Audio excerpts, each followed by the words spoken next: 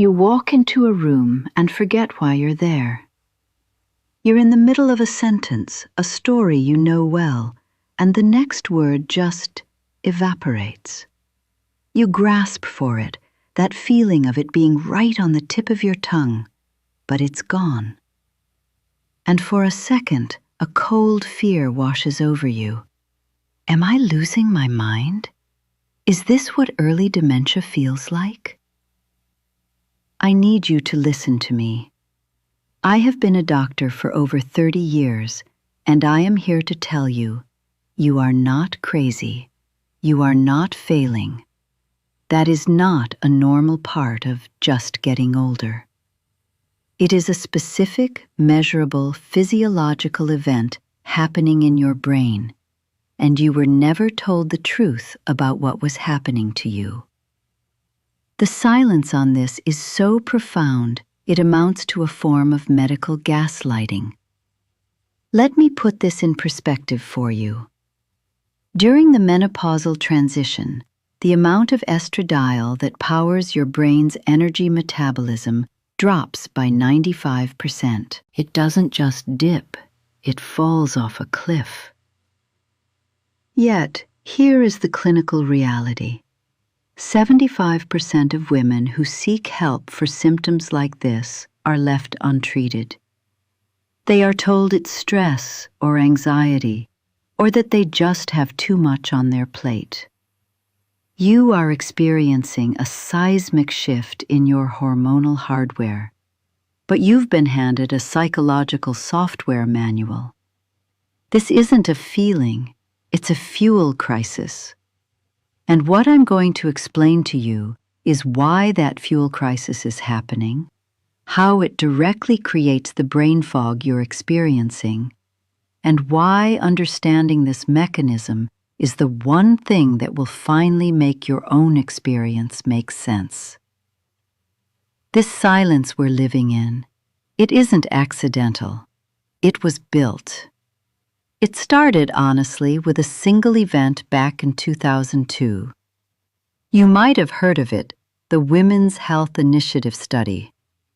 It triggered a global panic about hormone therapy, and overnight, the conversation about menopause didn't just change, it vanished. Doctors stopped prescribing, researchers stopped researching, and a generation of women were taught that the only thing more frightening than their symptoms was the treatment for them. We threw the baby out with the bathwater, and you were the baby.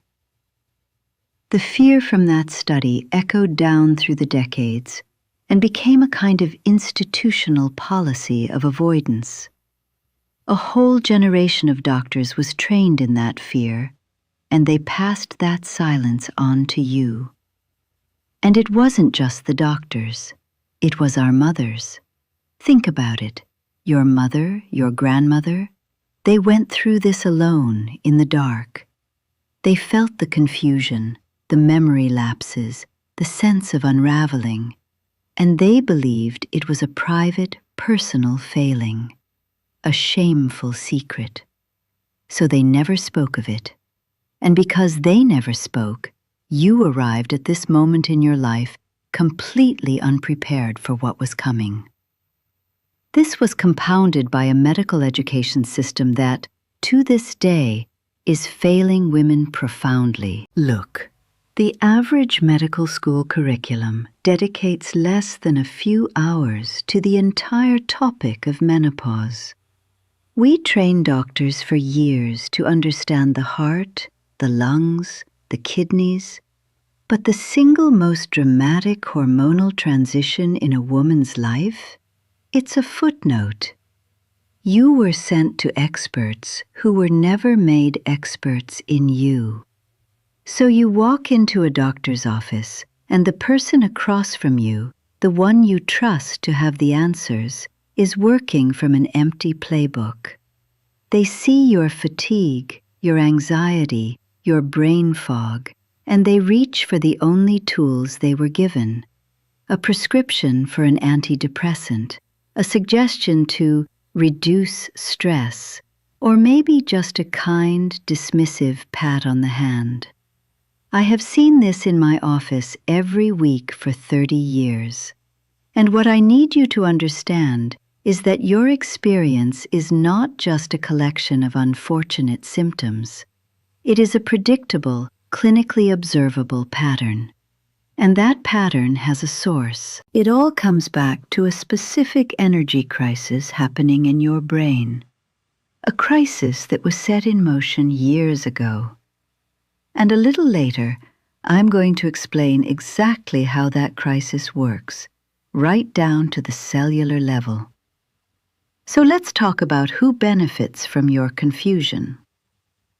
When medicine went silent after 2002, a different industry started talking, and it talked very, very loudly. The wellness industry. It saw the void, the desperation of millions of women looking for answers, and it filled that void with supplements, detox teas, and expensive programs promising to rebalance you. It became a $60 billion industry built on the premise that if you just bought the right product, you could biohack your way out of a hormone deficiency. It sold you magnesium for your sleep, adaptogens for your stress, ginkgo for your memory, all of it dancing around the one thing that was actually happening. It gave you 100 complex things to do, to buy, to track, because it could never sell you the one simple, physiological truth. What was kept from you became their business model. And this model was only possible because the medical system itself was looking the other way. In 30 years of practice, I have seen this exact pattern thousands of times. More than 60% of women report cognitive symptoms during this transition. Yet it remains one of the most dismissed complaints in all of medicine. The system that trained your doctor taught them to see a woman in her 50s, anxious and foggy, and think depression. So they offer an antidepressant. But here is the problem. An antidepressant cannot fix a fuel crisis. It cannot do the job of a neuroprotective hormone that you have lost. This isn't a failure of individual doctors so much as a failure of the entire blueprint they were given.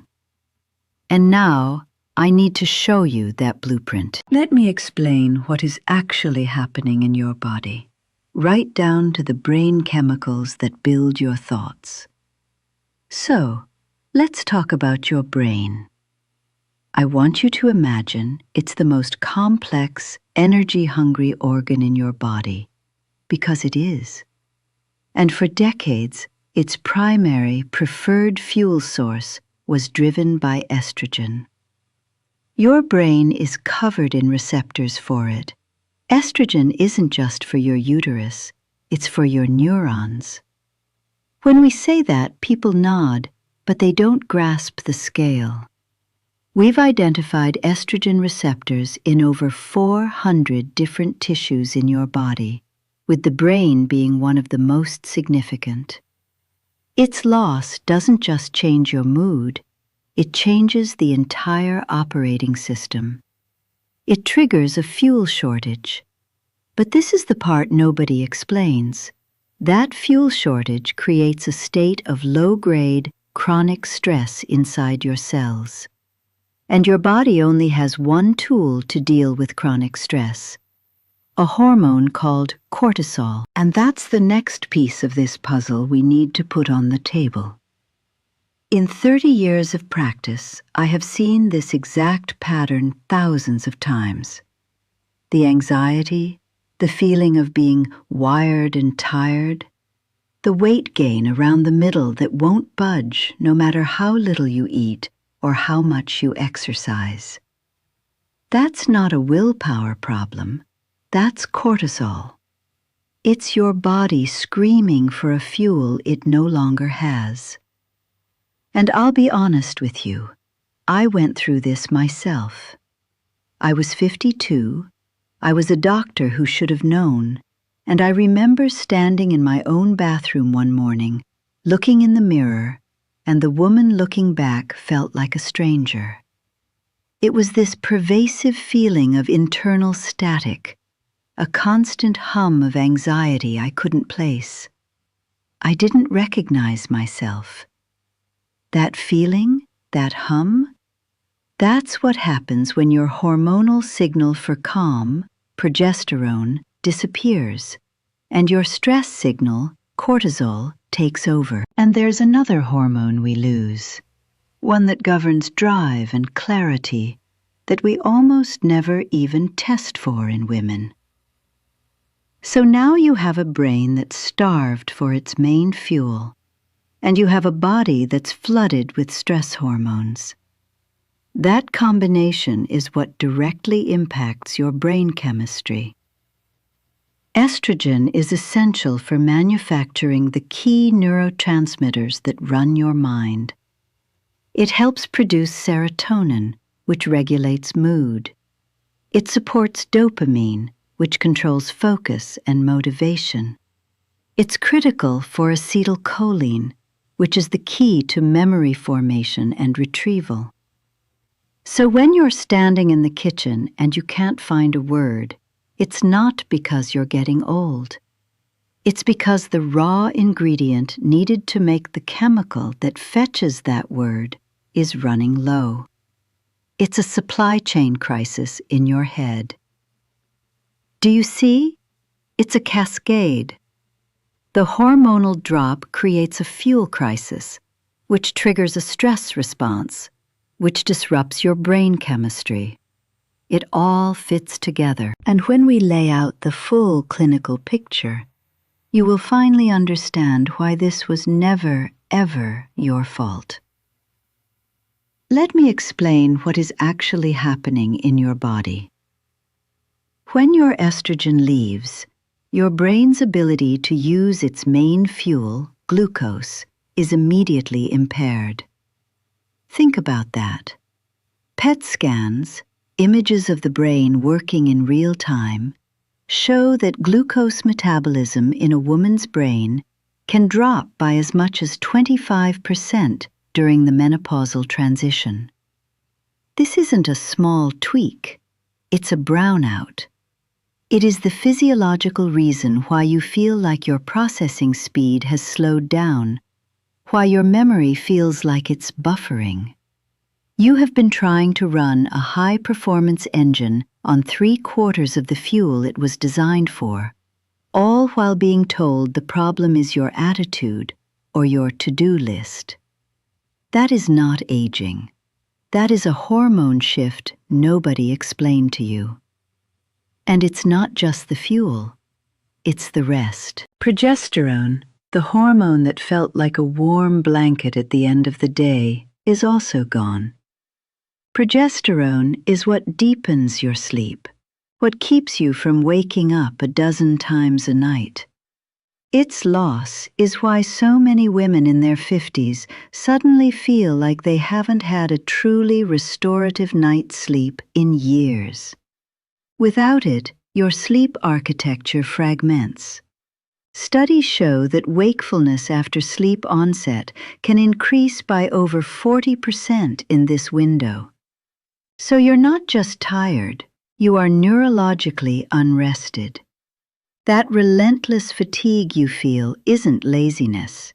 It's the downstream effect of a brain that can't power down, that can't clean itself out overnight, compounding the fuel crisis that's already happening during the day. I had a patient last month. I'll call her Sarah. She's a brilliant architect who came into my office, sat down, and said, "I feel like I'm disappearing." She told me she was in a critical client meeting, and the word for load-bearing wall, a term she had used thousands of times, simply vanished. She stood there feeling the heat rise in her face, convinced everyone in the room could see she was incompetent. I looked at her, and I explained that the loss of estrogen directly depletes acetylcholine, the key neurotransmitter for memory retrieval. It wasn't her. It was a chemical deficit. And I will never forget the look on her face, the way she leaned back in her chair, tears in her eyes, and whispered, "So I'm not broken." That recognition that a physiological event has a name and a mechanism is where the healing begins. This hormonal shift also triggers a cascade of other metabolic changes that nobody puts together for you. In the first year after your final period, your sensitivity to insulin can decrease by up to 30%. This means your body struggles to handle sugar, becomes more prone to storing it as fat, specifically that stubborn fat around your middle, and it makes you feel tired after you eat. You're doing exactly what you've always done, eating the same healthy foods, exercising, but suddenly your body is reacting like you're living on cake and ice cream. This isn't a failure of your diet. This is your body's entire metabolic signaling system being rewired in real time, and it directly contributes to the inflammation and sluggishness that worsens your brain fog. And this silent rewiring goes deeper. It goes right to your bones. Estrogen is the primary guardian of your skeleton. Without it, the cells that break down bone start working much faster than the cells that build it back up. In the first 5 years after your last period, you can lose up to 20% of your total bone mass. Some women lose more. It happens silently. There are no symptoms, no warnings, until one day, decades later, you fall, and what should have been a bruise becomes a fracture. This isn't a separate issue from your brain fog. It is part of the same systemic breakdown, the same story of a body losing its most protective hormone. It's all connected. And what happens when we ignore this reality for a decade? That is what we need to talk about next. So here is the moment it all clicks into place. It's that morning you get on the scale after a month of eating perfectly clean, of walking 5 miles a day, of giving up wine, of meditating to manage your stress. And the number hasn't moved. Or worse, it's gone up. And the fog in your head is just as thick. The exhaustion is still sitting on your bones like a lead blanket. That is the turning point. It's the moment you finally realize deep in your gut that you are doing everything you were told to do, everything that has always worked before, and it's not working now. And you start to wonder, maybe for the first time, if the problem isn't your effort. Maybe the problem is the advice. Maybe you've been trying to fix a hardware problem with a software update. This isn't a failure of discipline. This is your body running a completely different operating system now, and nobody ever gave you the new manual. And this is where the quiet anger starts to build. Because you realize this wasn't an accident. This was a choice. Someone, somewhere, decided this conversation was not important enough to have with you. That it was easier to let you believe you were failing than to explain the physiological reality of your own body. I need you to hear me now. You are not crazy. You are not alone. There are millions of women standing right beside you in this exact moment of realization, holding a toolbox full of strategies that were never going to work. That feeling of running in place, of your body no longer responding to the rules you once knew, that is not aging. That is a hormone shift nobody explained to you. Your body isn't betraying you. It was ignored. And in that clarity, in that anger, you finally get your power back. Because you're no longer fighting yourself, you're fighting the silence. So let's talk about what happens if you keep accepting this silence as the answer. In the immediate future, over the next 1 to 3 years, the symptoms you're feeling now don't just persist, they often intensify. The hot flashes and night sweats continue to disrupt your sleep, and that sleep deprivation accumulates day after day, month after month, eroding your cognitive function and your mood. The loss of libido and the brain fog put a strain on your most important relationships. But the most insidious consequence is what happens inside your own head. With every passing month that you are left untreated, with every word you lose, with every night you spend staring at the ceiling, the belief that this is your fault becomes more entrenched. You convince yourself that you are the one who is failing. Then we look at the medium term, from 3 to 10 years out. This is when the silent damage begins to accelerate. In that critical window after your final period, the loss of bone density speeds up dramatically. The protection estrogen gave your heart and blood vessels disappears, and your risk for cardiovascular disease begins its silent, steady climb. The vaginal dryness and discomfort, which might be a minor annoyance now, can progress into a chronic and painful condition we call the genitourinary syndrome of menopause, a condition that never resolves on its own. And those cognitive symptoms, the brain fog and memory lapses, can calcify from occasional frustrations into consistent patterns that begin to genuinely alarm not just you, but your family. You start to feel like you're losing ground you can't get back. And then we look at the long term, 10, 20, 30 years down the line. That silent bone loss can lead to osteoporosis, and by then, the risk of a fracture for a woman over 50 is 1 in 2. That's a coin toss. The neuroprotective effect of the estrogen you lost is gone, and its long-term absence is now understood to be a significant risk factor for developing dementia later in life.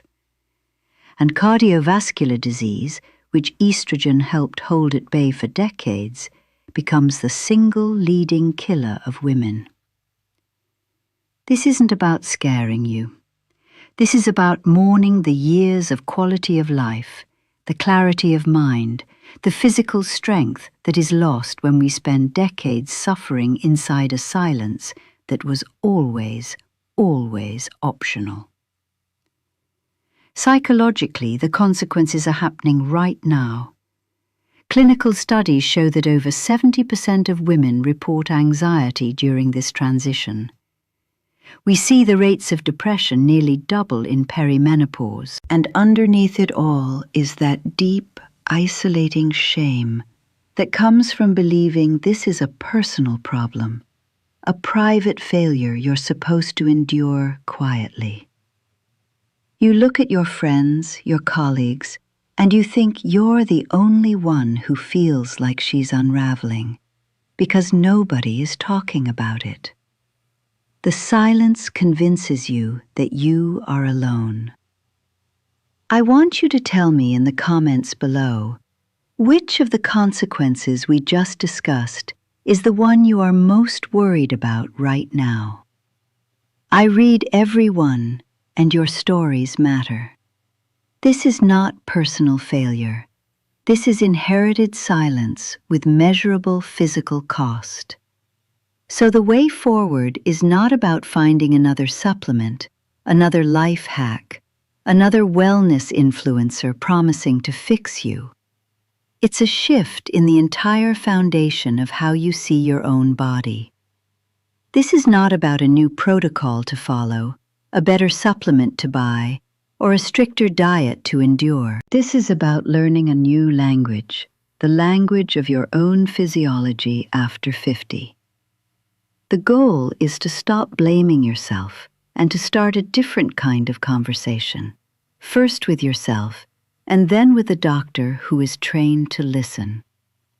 You no longer walk into that office asking, "What's wrong with me?" You walk in and you state, "My brain is experiencing a fuel crisis due to hormonal changes. What is our strategy to address that?"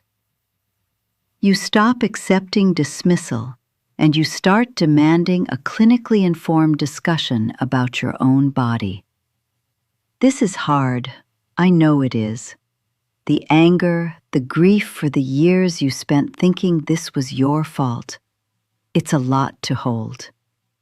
The silence made it harder on purpose, but you are not failing.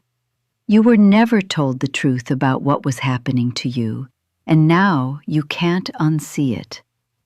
You now understand that your brain is not broken. It has been running on an empty tank, and you were told it was a problem with the driver. You are no longer a woman with a failing mind. You are a woman who finally has the correct blueprint for the machine you are living in, and that changes everything. The truth is, once you see this, you can't unsee it.